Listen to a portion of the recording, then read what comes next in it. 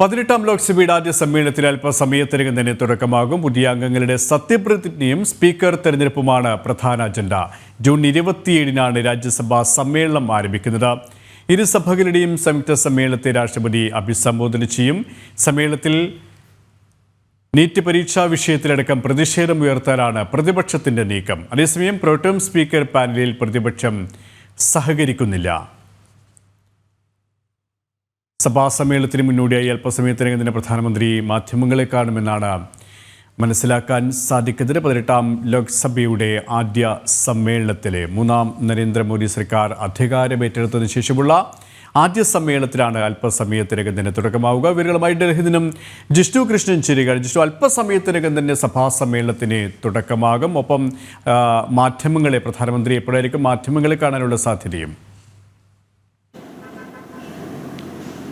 K P 18ാം ലോക്സഭയുടെ ആദ്യ സമ്മേളനം അല്പസമയത്തിനകം തന്നെ ആരംഭിക്കും. 11 മണിയോടുകൂടി സഭാ സമ്മേളനം തുടക്കമാകും. സഭാ സമ്മേളനത്തിന് തൊട്ടു മുൻപ് നിലവിൽ പ്രോട്ടേം സ്പീക്കറായി തെരഞ്ഞെടുത്തിട്ടുള്ള ഭർത്തുമതി ഭവത് രാഷ്ട്രപതി ഭവനിലെത്തിക്കൊണ്ട് പ്രോട്ടേം സ്പീക്കറായി ചുമതല ഏറ്റെടുക്കും. രാഷ്ട്രപതിക്ക് മുൻപാകെയാണ് പ്രോട്ടേം സ്പീക്കർ ചുമതല ഏറ്റെടുക്കുക.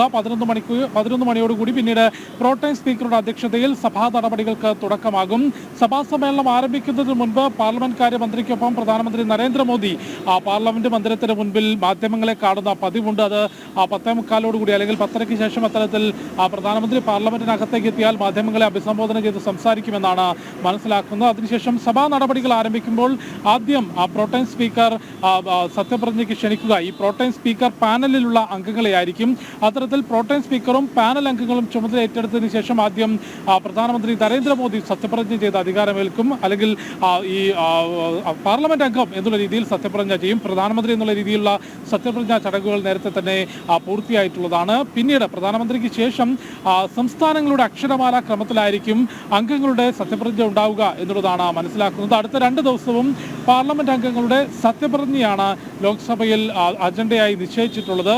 അംഗങ്ങൾ സത്യപ്രതിജ്ഞ ചെയ്ത് കഴിഞ്ഞാൽ പിന്നീട് സ്പീക്കർ സ്ഥാനത്തേക്കുള്ള തെരഞ്ഞെടുപ്പ് നടക്കും. NDAയുടെ ഭാഗത്തുനിന്നും ഒപ്പം പ്രതിപക്ഷ മുന്നണിയുടെ ഭാഗത്തുനിന്നും സ്പീക്കർ സ്ഥാനത്തേക്ക് സ്ഥാനാർത്ഥികൾ ഉണ്ടാകും.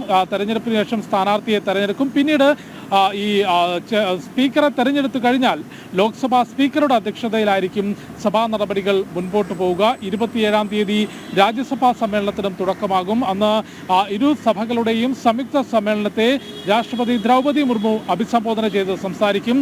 സർക്കാരിൻ്റെ നയങ്ങൾ സംബന്ധിച്ചും പ്രവർത്തനങ്ങളും മുൻപോട്ടുള്ള കാഴ്ചപ്പാടുകളും രാഷ്ട്രപതിയുടെ നയപ്രഖ്യാപന പ്രസംഗത്തിൽ വ്യക്തമാക്കും. പിന്നീടുള്ള ദിവസങ്ങളിൽ നയപ്രഖ്യാപന പ്രസംഗത്തിന്മേലുള്ള നന്ദിപ്രമേയ ചർച്ചയായിരിക്കും. അംഗങ്ങൾക്ക് മറുപടി പറയുന്നതിനുള്ള നയപ്രഖ്യാപന പ്രസംഗത്തിന്മേൽ ചർച്ച നടത്താനുള്ള അവസരമായിരിക്കും ഉണ്ടാവുക. പാർലമെന്റ് സമ്മേളനത്തിന്റെ അവസാന ദിനത്തിൽ, അതായത് ജൂലൈ 2-നോ അല്ലെങ്കിൽ 3-നോ പ്രധാനമന്ത്രി നരേന്ദ്രമോദി ഇരു സഭകളിലും പ്രത്യേകം മറുപടി പ്രസംഗം നടത്തും. അതായത് ലോക്സഭയിലും രാജ്യസഭയിലും പ്രധാനമന്ത്രി സംസാരിക്കും. ഇത്തരത്തിലാണ് ഈ വളരെ കുറച്ച് സമയം മാത്രം നീണ്ടു നിൽക്കുന്ന 18ാം ലോക്സഭയുടെ ആദ്യ സമ്മേളനത്തിലെ അജണ്ടകൾ നിശ്ചയിച്ചിട്ടുള്ളത്. എന്നാൽ സർക്കാരിന്റെ പ്രവർത്തനങ്ങളുമായി ബന്ധപ്പെട്ടോ പുതിയ ബില്ലുകളോ അല്ലെങ്കിൽ നയങ്ങൾ സംബന്ധിച്ചുള്ള ചർച്ചകൾ ഈ ആദ്യ സമ്മേളനത്തിൽ ഉണ്ടാകില്ല. അതുകൊണ്ട് എല്ലാ അംഗങ്ങളും സഭാ സമ്മേളന നടപടികൾ സമാധാനപരമായി നടക്കുന്നതിന് സഹകരിക്കണം എന്ന ആവശ്യം പാർലമെന്റ് കാര്യമന്ത്രി കിരൺ റിജിജു നേരത്തെ തന്നെ ആവശ്യപ്പെട്ടിരുന്നു. എന്നാൽ വിവിധ വിഷയങ്ങൾ ഉന്നയിച്ചുകൊണ്ട് പാർലമെന്റിന്റെ ആദ്യ ദിനം മുതൽ തന്നെ പ്രതിഷേധമുയർത്താനുള്ള ഒരു നീക്കം, അത്തരം ആലോചന പ്രതിപക്ഷ മുന്നണി നടത്തിയിട്ടുണ്ട് എന്നാണ് മനസ്സിലാക്കുന്നത്. പ്രത്യേകിച്ച് മത്സര പരീക്ഷകളിൽ നടന്നിട്ടുള്ള ക്രമക്കേടുകൾ, അതുമായി ബന്ധപ്പെട്ട് ഉയർന്നിട്ടുള്ള ആരോപണങ്ങൾ, ഈ വിഷയങ്ങൾ ഉയർത്തിക്കൊണ്ട് പാർലമെന്റിൽ ഒരു പ്രതിഷേധം നടത്താനുള്ള നീക്കം ഈ പ്രതിപക്ഷ മുന്നണിയുടെ ഭാഗത്തുനിന്നുണ്ടായിട്ടുണ്ട്. അത്തരം ആലോചനകൾ ഉണ്ടായിട്ടുണ്ട്. ഏതായാലും അല്പസമയത്തിനകം തന്നെ പാർലമെന്റിന്റെ നടപടികൾ ആരംഭിക്കും. 18ാം ലോക്സഭയുടെ ആദ്യ സമ്മേളനത്തിനാണ് ഇന്ന് തുടക്കമാകുന്നത്. ജൂലൈ 3 വരെ നീണ്ടു നിൽക്കുന്ന സമ്മേളനം. 27-ാം തീയതി രാജ്യസഭാ സമ്മേളനത്തിനും തുടക്കമാകും. ഇരു സഭകളുടെയും സംയുക്ത സമ്മേളനത്തെ രാഷ്ട്രപതി അഭിസംബോധന ചെയ്ത് സംസാരിക്കും. ഇന്ന് പാർലമെന്റിന്റെ നടപടികൾ ആരംഭിക്കുന്നതിന് മുൻപ് പാർലമെന്റ് മന്ദിരത്തിന് മുൻപിൽ പ്രധാനമന്ത്രി നരേന്ദ്രമോദി മാധ്യമങ്ങളെ കാണാനും സാധ്യതയുണ്ട്. കെ പി ജിഷ്ണു, ഒപ്പം ജിഷ്ണു സൂചിപ്പിച്ചതുപോലെ തന്നെ ഈ കഴിഞ്ഞ സഭാ സമ്മേളനങ്ങളിലൊക്കെയും പ്രക്ഷുബ്ധമായ രംഗങ്ങൾ സൃഷ്ടിക്കാനുള്ള ബോധപൂർവമായ ഇടപെടലാണ് ഇന്ത്യ സഖ്യത്തിൻ്റെ പ്രതിപക്ഷ മുന്നണിയുടെ ഭാഗത്തിനുമുണ്ടായി. ഇപ്പോൾ കഴിഞ്ഞ വർഷത്തേക്കാൾ അല്ലെങ്കിൽ കഴിഞ്ഞ സഭാ സമ്മേളനത്തിൻ്റെ ആ ഒരു സാഹചര്യത്തേക്കാൾ അല്പം അംഗബലം കൂടിയ ഒരു സാഹചര്യത്തിൽ ബോധപൂർവമുള്ള ഈ ഒരു പ്രക്ഷുബ്ധ രംഗങ്ങൾക്ക് ആക്കം കൂട്ടാനുള്ള ഒരു നീക്കം സ്വാഭാവികമായും പ്രതിപക്ഷ നിരയിൽ നിന്നും ഉണ്ടാവുകയാണ്. അതുമായി ബന്ധപ്പെട്ട ആലോചനകളാണ് അല്ലെങ്കിൽ അതുമായി ബന്ധപ്പെട്ട നീക്കങ്ങൾ തന്നെയാണ് ഇപ്പോൾ നടക്കുന്നത്. അതുകൊണ്ട് തന്നെ പ്രോട്ടം സ്പീക്കറുമായി ബന്ധപ്പെട്ട് നേരത്തെ കഴിഞ്ഞ ദിവസം കിരൺ റിജിജു ഇത്തരത്തിലുള്ളൊരു അഭിപ്രായം പ്രകടിപ്പിച്ചത്. കാരണം കൃത്യമായ രീതിയിൽ സഭാ സമ്മേളനം നടത്താനുള്ളൊരു സഹകരണം പ്രതിപക്ഷത്തിൻ്റെ ഭാഗത്തു നിന്നും ഉണ്ടാകണമെന്ന അർത്ഥത്തിലല്ലേ? കെ.പി. കഴിഞ്ഞ സഭാ സമ്മേളനങ്ങൾ പരിശോധിക്കുമ്പോൾ സഭയിൽ ക്രിയാത്മകമായ ചർച്ചകൾ നടക്കുന്നതിനോ അല്ലെങ്കിൽ നടപടികൾ പുരോഗമിക്കുന്നതിനോ എന്തിന് ആവശ്യമായ ചർച്ചകൾ നടത്താൻ പോലും അനുവദിക്കാതെ പ്രതിപക്ഷം വിവിധ തരത്തിലുള്ള പ്രതിഷേധം ഉന്നയിച്ചിരുന്നു. ഒരു വിഷയത്തിൽ ചർച്ച വേണമെന്ന് പ്രതിപക്ഷം തന്നെ ആദ്യം ആവശ്യപ്പെടും. അതിന്മേൽ ചർച്ച നടത്തുമ്പോൾ ആ ചർച്ച പോലും മുൻപോട്ട് കൊണ്ടുപോകാനാകാതെ സഭാ നടപടികൾ അലങ്കോലപ്പെടുത്തുന്ന തരത്തിലുള്ള നടപടികൾ പ്രതിപക്ഷത്തിന്റെ ഭാഗത്തുനിന്നുണ്ടായിരുന്നു. പലപ്പോഴും അതിരുവിട്ട പ്രതിഷേധം പ്രതിപക്ഷാംഗങ്ങൾ സഭയിൽ കാഴ്ചവെച്ചു. അതിന് ലോക്സഭ സ്പീക്കറുടെ ഭാഗത്തുനിന്നും അല്ലെങ്കിൽ രാജ്യസഭയിൽ അധ്യക്ഷൻ കൂടിയായിട്ടുള്ള ഉപരാഷ്ട്രപതിയുടെ ഭാഗത്തുനിന്നും രൂക്ഷമായ വിമർശനം പലപ്പോഴും പ്രതിപക്ഷാംഗങ്ങൾ നേരിടേണ്ടി വന്നിരുന്നു. രൂക്ഷമായ അച്ചടക്ക നടപടിയും കഴിഞ്ഞ സഭാ സമ്മേളന കാലയളവിൽ വിവിധ പ്രതിപക്ഷ അംഗങ്ങൾ നേരിട്ടിട്ടുണ്ട്. ഇത്തവണ നേരത്തെ തന്നെ പാർലമെന്റ് കാര്യമന്ത്രി കിരൺ റിജിജു ആവശ്യപ്പെട്ടിട്ടുള്ളത് ഈ സഭാ സമ്മേളനം എന്നുള്ളത് തീർത്തും വളരെ കൃത്യമായി അജണ്ട നിശ്ചയിച്ചിട്ടുള്ള പുതിയ അംഗങ്ങളുടെ സത്യപ്രതിജ്ഞയും രാഷ്ട്രപതിയുടെ നയപ്രഖ്യാപന പ്രസംഗവും അതിന്മേലുള്ള മറുപടിയും മാത്രമാണ്. സർക്കാരിൻ്റെ പ്രവർത്തനങ്ങളുമായി ബന്ധപ്പെട്ടോ അല്ലെങ്കിൽ ഗവൺമെന്റ് ബിസിനസ്സുമായി ബന്ധപ്പെട്ടോ യാതൊരു തരത്തിലുമുള്ള നടപടികളോ ചർച്ചകളോ ഒന്നും തന്നെ ബില്ലുകളോ ഒന്നും തന്നെ ഈ സഭാ സമ്മേളന കാലയളവിലില്ല. അതുകൊണ്ട് സമാധാനപരമായി സഭ നടത്താൻ സഹകരിക്കണമെന്ന ആവശ്യം കിരൺ റിജിജു മുൻപോട്ട് വെച്ചിട്ടുണ്ട്. പക്ഷേ ഞാൻ നേരത്തെ സൂചിപ്പിച്ചതുപോലെ വിവിധ വിഷയങ്ങളിൽ മത്സര പരീക്ഷകളിലെ ക്രമക്കേട് ഉൾപ്പെടെയുള്ള വിഷയങ്ങളിൽ ഈ സഭാ സമ്മേളന കാലയളവിലും പ്രതിഷേധമുയർത്താനുള്ള ഒരു ആലോചന ഇതിനോടകം പ്രതിപക്ഷം നടത്തിയിട്ടുണ്ട്. അത് എത്തരത്തിലായിരിക്കും നടത്തുക? നേരത്തെ ഇപ്പോൾ പ്രതിപക്ഷ നേതാക്കളുടെ പ്രതികരണത്തിൽ നിന്ന് മനസ്സിലാക്കേണ്ടത് ഈ ആദ്യ സമ്മേളനത്തിൽ തന്നെ പാർലമെന്റ് മന്ദിരത്തിലുള്ള ഗാന്ധി പ്രതിമയ്ക്ക് മുൻപിൽ പ്രതിഷേധം നടത്തിയിട്ടാണ് ഈ പ്രതിപക്ഷ അംഗങ്ങൾ ലോക്സഭയ്ക്കുള്ളിൽ പ്രവേശിക്കുക എന്നുള്ളതാണ്. എന്നാൽ സഭയ്ക്കകത്ത് ഏതെങ്കിലും തരത്തിലുള്ള പ്രതിഷേധം ഇന്നോ അല്ലെങ്കിൽ ഈ സഭാ സമ്മേളന കാലയളവിലോ ഉയർത്തുമോ എന്നുള്ളത് നമുക്ക് നോക്കിക്കാണേണ്ടതാണ്. അത് സംബന്ധിച്ചൊരു ഔദ്യോഗികമായിട്ടുള്ള പ്രതികരണം ഈ പ്രതിപക്ഷ നേതാക്കളുടെ ഭാഗത്തുനിന്ന് ഉണ്ടായിട്ടില്ല. പക്ഷേ പരീക്ഷാ വിഷയങ്ങൾ ഉൾപ്പെടെ ഉയർത്തിക്കാട്ടി പ്രതിഷേധം നടത്താൻ ഒരു ആലോചന ഏതായാലും പ്രതിപക്ഷം നടത്തിയിട്ടുണ്ട്. എങ്ങനെയായിരിക്കും സഭാ നടപടികൾ മുൻപോട്ട് പോവുക എന്നുള്ളത് നോക്കിക്കാണണം. ആദ്യം പ്രോട്ടം സ്പീക്കറുടെ അധ്യക്ഷതയിലും പിന്നീട് അംഗങ്ങളുടെ സത്യപ്രതിജ്ഞ പൂർത്തിയായാൽ സ്പീക്കർ തെരഞ്ഞെടുപ്പും പിന്നീട് സ്പീക്കറുടെ അധ്യക്ഷതയിലുമായിരിക്കും ഈ സഭാ സമ്മേളന കാലയളവ് പൂർത്തിയാക്കുക. കെ.പി. യെസ് ജിഷോ, ഒപ്പം തന്നെ നമുക്ക് ദൃശ്യങ്ങളിൽ കാണാൻ സാധിക്കും ഈ ആദ്യ സഭാ സമ്മേളനത്തിന് മുന്നോടിയായിട്ടുള്ള ചടങ്ങുകൾ. അതിൽ വിദേശ പ്രതിനിധികളുണ്ട്, ക്ഷണിക്കപ്പെട്ട അതിഥികളുണ്ട്, മുൻ രാഷ്ട്രപതി രാംനാഥ് കോവിന്ദ് അടക്കമുള്ള അതിഥികളും അവിടെ എത്തിയിട്ടുണ്ട്. അത്തരത്തിൽ ലോകത്തെ ഏറ്റവും വലിയ ജനാധിപത്യ രാജ്യത്തിൻ്റെ ആദ്യ പാർലമെൻറ്റ് സമ്മേളനവുമായി ബന്ധപ്പെട്ട നടപടിക്രമങ്ങളും അത്രത്തോളം പ്രൗഢോജ്വലമാണല്ലേ?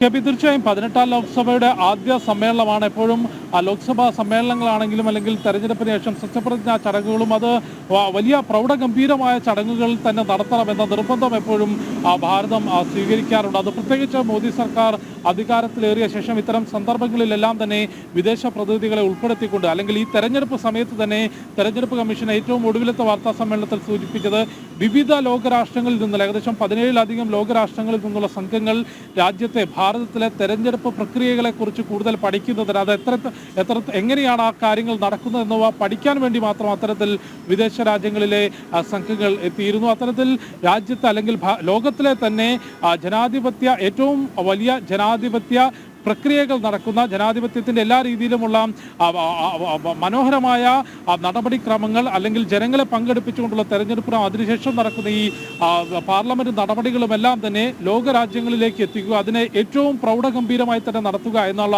ഉദ്ദേശം ഇപ്പോൾ മോദി സർക്കാരിനുണ്ട്. അതിൻ്റെ ഭാഗമായി തന്നെയാണ് ആദ്യ പാർലമെന്റ് സമ്മേളനത്തിലും വിശിഷ്ടാതിഥികളെ എത്തുന്നത്. ഈ സഭാ സമ്മേളന കാലയളവിൻ്റെ തുടക്കം എന്നുള്ളത് ഞാൻ നേരത്തെ സൂചിപ്പിച്ചു, പ്രോട്ടം സ്പീക്കറുടെ ചുമതല ഏറ്റെടുക്കുന്നതാണ്. അതിനായി അല്പസമയം സമയത്തിനകം തന്നെ പ്രോട്ടൈം സ്പീക്കർ രാഷ്ട്രപതി ഭവനിലെത്തും. അവിടെ ചുമതല ഏറ്റെടുക്കും. അതിനുശേഷമായിരിക്കും പാർലമെന്റിലേക്ക് എത്തുക. അവിടെ പ്രോട്ടൈം സ്പീക്കറുടെ അധ്യക്ഷതയിലായിരിക്കും 18ാം ലോക്സഭയുടെ ആദ്യ സമ്മേളനം ആരംഭിക്കുക. 543 അംഗ ലോക്സഭയിൽ 18ാം ലോക്സഭ പരിശോധിക്കുമ്പോൾ അതിൽ 305 അംഗങ്ങളുടെ വ്യക്തമായ ഭൂരിപക്ഷത്തിലാണ് BJP നേതൃത്വം നൽകുന്ന NDA സർക്കാർ ഭരണം മുൻപോട്ട് പോകുന്നത്. പതിവിൽ നിന്ന് അല്ലെങ്കിൽ കഴിഞ്ഞ 2 തവണകളിൽ നിന്ന് വ്യത്യസ്തമായൊരു ഔദ്യോഗിക പ്രതിപക്ഷമാകാൻ ഇത്തവണ കോൺഗ്രസിനും ഒപ്പം ഇന്ത്യ മുന്നണിക്കും സാധിച്ചിട്ടുണ്ട്. കഴിഞ്ഞ 2 തവണ 2014ലും 2019ലും ഒരു ഔദ്യോഗിക പ്രതിപക്ഷ നേതാവിനെ തെരഞ്ഞെടുക്കാനുള്ള അംഗങ്ങളെ പോലും വിജയിപ്പിച്ചെടുക്കാൻ കോൺഗ്രസിനോ മറ്റു പ്രതിപക്ഷ പാർട്ടികൾക്കോ സാധിച്ചിരുന്നില്ല. 55 എന്ന അംഗസംഖ്യ കടക്കാൻ, അതാണ് ഔദ്യോഗികമായൊരു പ്രതിപക്ഷ നേതാവിനെ തെരഞ്ഞെടുക്കാനുള്ള ഒരു പാർട്ടിക്ക് ലഭിക്കേണ്ടത്. അത്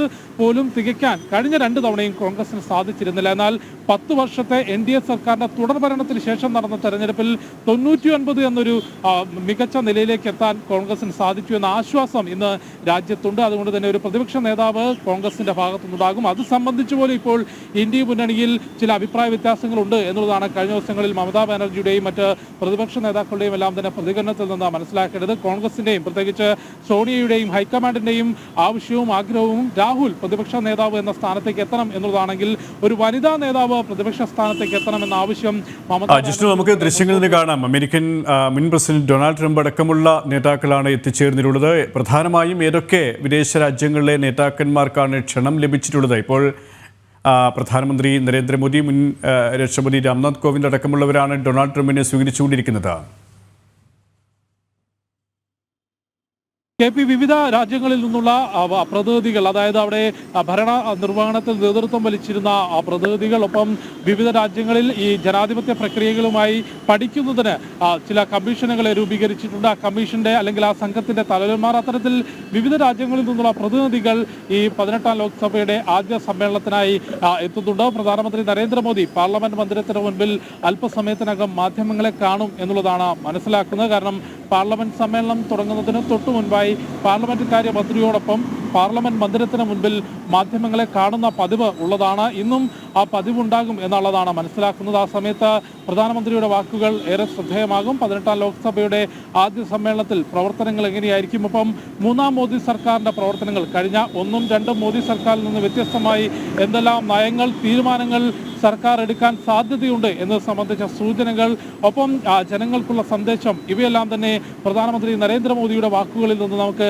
കേൾക്കാൻ സാധിക്കുമെന്നാണ് മനസ്സിലാക്കുന്നത്. പാർലമെന്റ് കാര്യമന്ത്രി കിരൺ റിജിജുവിനോടൊപ്പമായിരിക്കും അദ്ദേഹം മാധ്യമങ്ങളെ കാണുക. അതിനുശേഷമായിരിക്കും പുതിയ പാർലമെന്റ് മന്ദിരത്തിനകത്ത് സഭാ സമ്മേളനം ചേരുന്ന സ്ഥലത്തേക്ക് പ്രധാനമന്ത്രിയും മറ്റ് MP-മാരും വിശിഷ്ട വ്യക്തികളും തന്നെ എത്തുക എന്നാണ് മനസ്സിലാക്കേണ്ടത്. KP ജിഷ്ണു പറഞ്ഞതുപോലെ തന്നെയാണ് ഇനിയും ഈ 3ാം നരേന്ദ്രമോദി സർക്കാരിൻ്റെ ഭരണ മികവ് അരിത്രത്വമാണെന്ന് പ്രകടമാകുന്ന ഒരു സഭാ സമ്മേളനത്തിനാണ് തുടക്കം കുറിക്കാൻ പോകുന്നത്. പ്രധാനമന്ത്രി നരേന്ദ്രമോദി തന്നെ പറഞ്ഞതുപോലെ തന്നെ ഈ കഴിഞ്ഞ 2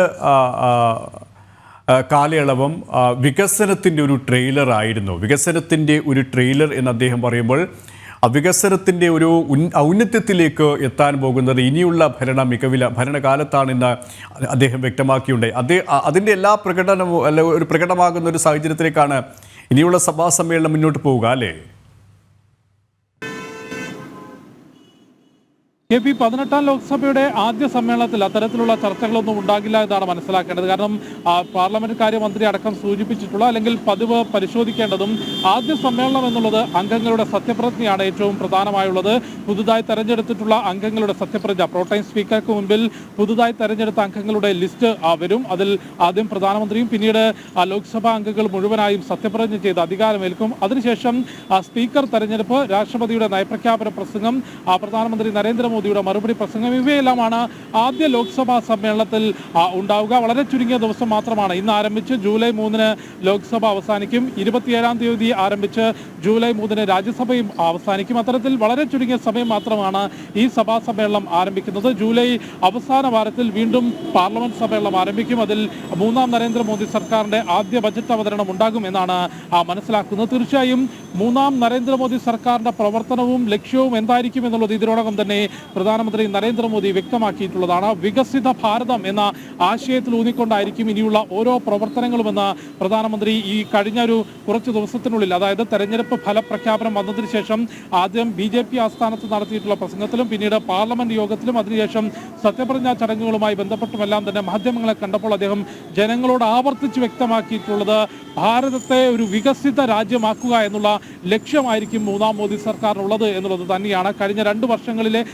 കഴിഞ്ഞ 2 തവണകളിലെ പ്രവർത്തനത്തിലൂടെ ഭാരതത്തെ ലോകത്തിന് മുൻപിൽ ഒരു സൈനിക സാമ്പത്തിക ശക്തിയായി വളർത്താൻ മോദി സർക്കാരിന് സാധിച്ചിട്ടുണ്ട്. നേരത്തെ ഈ ചൈന, അമേരിക്ക അച്ചുതണ്ട് മാത്രമായിരുന്നു ലോക രാഷ്ട്രീയത്തിൽ തീരുമാനങ്ങൾ എടുക്കുകയും അത് പ്രഖ്യാപിക്കുകയും അത് നടപ്പാക്കുകയും ചെയ്തിരുന്നെങ്കിൽ അതിനപ്പുറത്തേക്ക് ഒരു മൂന്നാമത്തെ ശക്തിയായി ലോകരാഷ്ട്രങ്ങൾക്ക് സ്വീകാര്യമാകുന്ന അഭിപ്രായങ്ങൾ, നിലപാടുകൾ അത് പറയുന്നതിനും പ്രാവർത്തികമാക്കുന്നതിനും പ്രതിസന്ധി ഘട്ടത്തിൽ വിവിധ രാജ്യങ്ങൾക്ക് കൈത്താങ്ങായി നിൽക്കുന്നതിനും കഴിഞ്ഞ കാലങ്ങളിൽ ഭാരതത്തിന് സാധിച്ചു. അതുകൊണ്ട് ഒരു വലിയ സാമ്പത്തിക സൈനിക ശക്തിയായി ലോകരാഷ്ട്രങ്ങൾക്കിടയിൽ മാറുക, രാജ്യം ഒരു വികസിത രാജ്യമാക്കി മാറ്റുക, അടിസ്ഥാന ജനവിഭാഗങ്ങളുടെ ജീവിത നിലവാരം മെച്ചപ്പെടുത്തുക തുടങ്ങിയിട്ടുള്ള ആശയങ്ങൾ BJPയുടെ പ്രകടന പത്രികയിലുണ്ടായിരുന്നു. കഴിഞ്ഞ ദിവസങ്ങളിൽ പ്രധാനമന്ത്രിയുടെ വാക്കുകളിലും ഉണ്ടായിരുന്നു. അതുകൊണ്ട് മൂന്നാം മോദി സർക്കാരിന്റെ പ്രവർത്തനങ്ങൾ തീർച്ചയായും വികസിത ഭാരതം എന്ന ആശയം മുൻനിർത്തിക്കൊണ്ടായിരിക്കും അടുത്ത് നടക്കാനിരിക്കുന്ന, അതായത് ജൂലൈ അവസാന വാരം നടക്കാനിരിക്കുന്ന പാർലമെന്റിന്റെ സമ്മേളനത്തിൽ തീർച്ചയായും അത് സംബന്ധിച്ച ചർച്ചകളുണ്ടാകും. മൂന്നാം മോദി സർക്കാരിന്റെ ആദ്യ ബജറ്റിൽ തന്നെ കഴിഞ്ഞ ദിവസമാണ് ധനമന്ത്രി നിർമ്മല സീതാരാമന്റെ നേതൃത്വത്തിൽ പ്രീ ബജറ്റ് യോഗം ചേർന്നിട്ടുള്ളത്. അതിൽ എല്ലാ സംസ്ഥാനങ്ങളിലെയും ധനമന്ത്രിമാരും കേന്ദ്രഭരണ പ്രദേശങ്ങളിലെയും ധനമന്ത്രിമാരും പങ്കെടുത്തിരുന്നു. അടുത്തൊരു ബജറ്റിൽ ഏത് തരത്തിലുള്ള നയരൂപീകരണം നടത്തണം, ഏത് രീതിയിലുള്ള മാറ്റങ്ങൾ കൊണ്ടുവരണം എന്നത് സംബന്ധിച്ച് വിശദമായ ചർച്ച പ്രീ ബജറ്റ് യോഗത്തിൽ നടന്നു എന്നുള്ളതാണ് മനസ്സിലാക്കുന്നത്. ആ നിർദ്ദേശങ്ങൾ ഉൾക്കൊണ്ടുകൊണ്ട് സാധ്യമാകുന്ന മാറ്റങ്ങൾ വരുത്തിക്കൊണ്ട് സാമ്പത്തിക മേഖലയിൽ കൂടുതൽ ഉണർവിനുതകുന്ന നയങ്ങൾ വരുത്തിക്കൊണ്ടായിരിക്കും മൂന്നാം മോദി സർക്കാരിൻ്റെ ആദ്യ ബജറ്റ് എന്ന് നമുക്ക് പ്രതീക്ഷിക്കാം. അത് ജൂലൈ അവസാന വാരത്തിൽ ആരംഭിക്കുന്ന പാർലമെന്റ് സമ്മേളനത്തിൽ അവതരണമുണ്ടാകും. ഏതായാലും 18ാം ലോക്സഭയുടെ ആദ്യ സമ്മേളനം ഇനി വളരെ ചുരുങ്ങിയ സമയത്തിനുള്ളിൽ തന്നെ ആരംഭിക്കും.